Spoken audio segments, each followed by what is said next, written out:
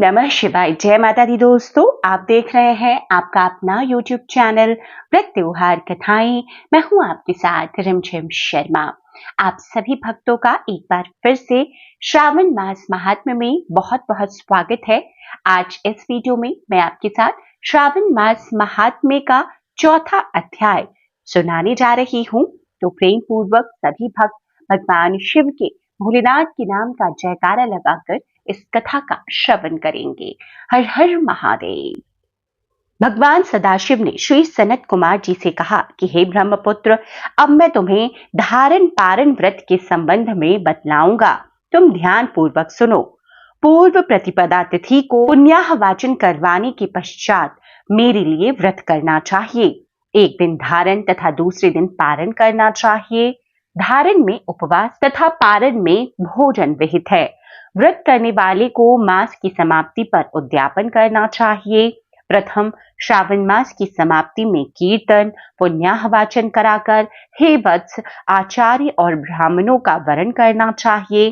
भगवान सदाशिव तथा भगवती पार्वती की सोने की प्रतिमा घट के ऊपर स्थापित करनी चाहिए और रात भर भक्ति द्वारा अर्चन करना चाहिए। रात को शिव महापुराण का श्रवण कीर्तन आदि करते हुए जागरण करना चाहिए। प्रातः काल हवन करना चाहिए। ओम त्र्यंबकम यजामहे सुगंधिम पुष्टिवर्धनम उर्वारुकमेव वंदनात् मृत्योर्मोक्षीय मामृतात्। इन मंत्रों से तिलों और चावलों की आहुति देनी चाहिए।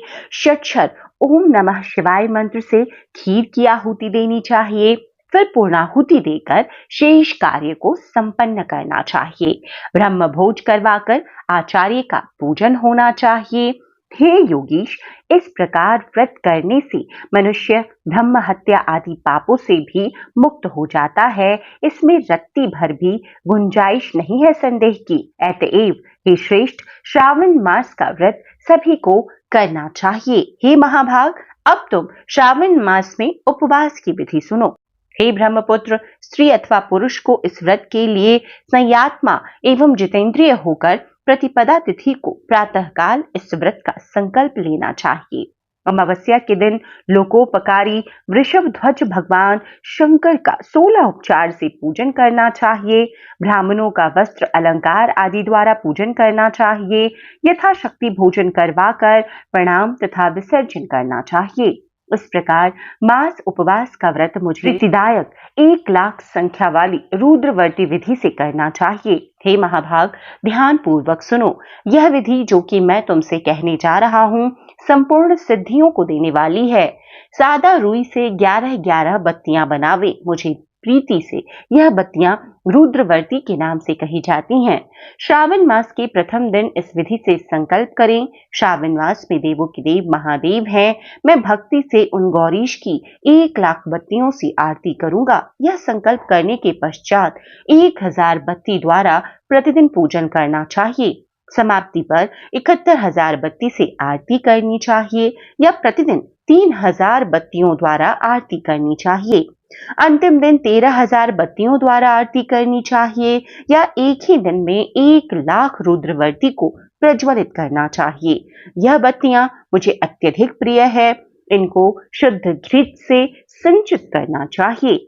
संसार के स्वामी भगवान सदाशिव का पूजन करके कथा सुननी चाहिए। श्री सनत कुमार जी ने भगवान श्री सदाशिव से कहा कि हे ईश्वर, मुझे अब आप यह बतलाने की कृपा करें कि इस व्रत का प्रभाव क्या है, इस व्रत को किसने किया और इस व्रत के उद्यापन की विधि क्या है। तब भगवान सदाशिव बोले कि हे ब्रह्मा के पुत्र, अब मैं तुम्हारे सन्मुख इस व्रत को कहूंगा। ध्यान पूर्वक सुनो। यह व्रत सब व्रतों में श्रेष्ठ तथा महान पुण्य प्रदान करने वाला है। साथ ही संपूर्ण पाप ताप को हरने वाला है। इससे प्रीति तथा सौभाग्य की प्राप्ति होती है। पुत्र पौत्र तथा समृद्धि को देने वाला यह व्रत श्री सदाशिव को अत्यंत प्रिय है। इससे उत्तम शिवलोक की प्राप्ति होती है। सत्य तो यह है कि तीनों लोकों में रुद्रवर्ती जैसा दूसरा कोई भी व्रत नहीं है। इसके संबंध में अब मैं एक पुरातन कथा कहूंगा। क्षिप्रा नदी के सुंदर तट पर रमणीय उज्जैनी नाम की एक पुरी है। उस नगर में सुगंधा नामक एक अत्यंत सुंदर वेश्या रहती थी। उस वेश्या ने संसार में अपनी सूरत का अति दुस्सह 100 मोहर मूल्य की प्रतिज्ञा की। उसने युवा पुरुषों तथा ब्राह्मण कुमारों का धर्म भ्रष्ट किया, बार बार बहुत से राजाओं तथा राजकुमारों को बिगाड़ा, उनके भूषण आदि छीन कर उनको बुरी तरह से अपमानित करके अपने घर से निकाल दिया। इस प्रकार उसने बहुत से प्राणियों को बुरी तरह लूटा और लूटने के बाद उनको घर से निकाल दिया। अब वह बेचारे शर्म के मारे किसी को अपना मुंह तक दिखा नहीं सकते थे। उसके नाम के अनुसार उसके शरीर की सुगंध 1 कोस तक जाती थी। उसके रूप की चारों ओर चर्चा थी। गायन विद्या से संबंधित वह 6 राग तथा 36 रागणियों में पूर्णतः दक्ष थी। नृत्य वह रंभा आदि देवांगनाओं से भी अच्छा जानती थी। चाल का यह हाल था कि हस्ती और हंस की चाल को भी मात करती थी। हे ब्रह्मपुत्र, एक दिन वह वेश्या क्षिप्रा नदी के तट पर गई। उसने कई ब्राह्मणों को भजन, जप, ध्यान, शिवार्चन तथा विष्णु अर्चन में लीन देखा। हे योगीश, ब्राह्मण मंडल के मध्य में उसने महर्षि वशिष्ठ को ध्यान में संलग्न देखा। केवल उनके दर्शन करने से उसकी बुद्धि परिवर्तित हो गई। जीवन तथा विषयों से मन हट गया।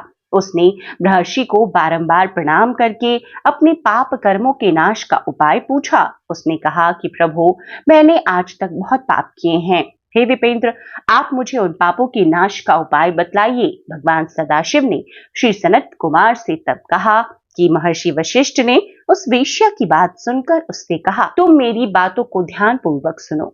अब मैं तुम्हारे सन्मुख उस उपाय को कहूंगा जिससे कि तुम्हारे समस्त पापों का नाश हो सकता है। हे भद्रे, तुम त्रैलोक्य प्रसिद्ध वाराणसी में जाकर दुर्लभ रुद्रवर्ती नामक व्रत करो। यह व्रत महान पुण्य देने वाला तथा शिव की भक्ति में मन लगाने वाला है। हे भद्रे, इस व्रत के करने से ही तुम्हारी उत्तम गति हो सकती है। भगवान सदाशिव ने श्री सनत कुमार से कहा कि महर्षि वशिष्ठ के वचन सुनकर सुगंधा अपना खजाना, नौकर, चाकर तथा मित्रों सहित काशीपुरी रवाना हुई। वहां पहुंचकर उसने महर्षि के आदेशानुसार व्रत को किया। बस फिर क्या था, वह वेश्या पंच भौतिक शरीर को त्याग भगवान शंकर के शरीर में लय हो गई।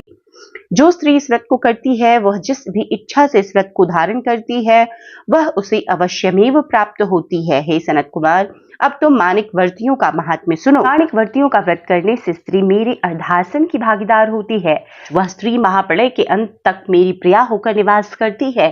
अब हे मुने, मैं व्रत पूर्ति के लिए इसकी व्रत्योद्यापन विधि बतलाऊंगा।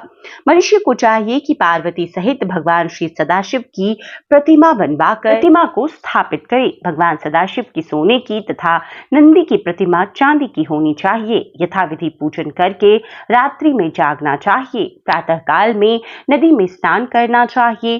भक्ति द्वारा आचार्य का वरण करना चाहिए। 11 ब्राह्मणों द्वारा घी, पायस एवं बिल्व पत्रों द्वारा हवन कराना चाहिए, अर्थात रुद्र सूक्त, रुद्र गायत्री या मूल मंत्र द्वारा हवन करना चाहिए। पूर्णाहुति कर आचार्य की पूजा करके 11 सपत्नीक श्रेष्ठ ब्राह्मणों को भोजन करवाना चाहिए। इस प्रकार जो भी स्त्री व्रत करती है, वह संपूर्ण पापों से मुक्त हो जाती है। यथाविधि कथा सुनकर स्थापित सामग्री, घट, प्रतिमा आदि आचार्य को समर्पित करनी चाहिए। जो ऐसा करता है, उसे 1000 अश्वमेध यज्ञ के फल की प्राप्ति होती है।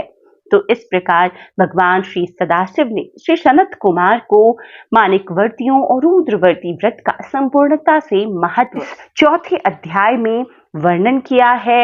उम्मीद करती हूँ कि यह अध्याय आपको पसंद आया होगा। अगर पसंद आया हो तो रोजाना आपको यहाँ पर आपके अपने YouTube चैनल व्रत त्योहार कथाएं पर श्रावण मास महात्म्य की कथाएं सुनाई जा रही है।